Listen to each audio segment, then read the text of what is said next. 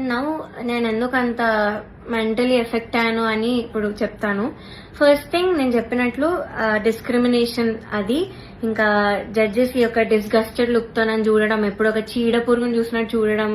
They treated me like I'm worthless. So అలా treat చేశారు, jokes వేశారు వాళ్ళు కూడా నా బాడీ మీద. ఇవన్నీ నాకు ఆడియన్స్ ద్వారా తెలిసిన వాళ్ళకి వినిపిస్తుంది కాబట్టి వాళ్ళు పక్కనే ఉంటారు.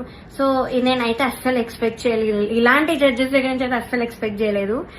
అంటే నేను ఇన్ని షోస్ చేశాను, తమిళ్లో పాడాను, అన్నిట్లో పాడాను, ఎప్పుడు కూడా ఇలాంటి ఎక్స్పీరియన్స్ ఒక జడ్జెస్ నుంచి అయితే నాకు ఎప్పుడూ లేదు. శ్వేతా మోహన్ గారు ఇప్పటికి కూడా మాట్లాడతారు, నన్ను ఏంజల్ అంటారు, the sweetest, the most talented అంటారు. అలాంటిది ఇక్కడ వీళ్ళే నన్ను ఇలా ట్రీట్ చేస్తున్నారు, ఇలాంటి మాటలు అంటున్నారని చాలా చాలా బాగా అనిపించింది. అండ్ సెకండ్ థింగ్, ప్రొడక్షన్ వాళ్ళు ఎస్పెషల్లీ అవుట్ఫిట్స్ విషయంలో మమ్మల్ని బొడ్డు కిందకి కట్టుకో, సారీస్ ఇచ్చి కిందకి కట్టుకో, ఇలా ఎక్స్పోజింగ్ చేయన్న వేలో చెప్పారు. చాలాసార్లు తిప్పేవాళ్ళు నన్ను ఎస్పెషల్లీ కరెక్ట్ పాడే ముందు.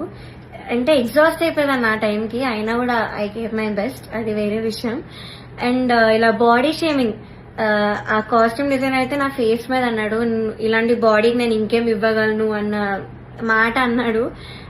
ఏమో ఐ వాజ్ వెరీ వెరీ చాలా చాలా ఎఫెక్ట్ అయ్యాను మెంటలీ. ఈ విషయంతో మాత్రం సెల్ఫ్ ఎస్టీమ్ కానీ కాన్ఫిడెన్స్ కానీ అంతా లేకుండా పోయింది వీళ్ళనే మాటల వల్ల.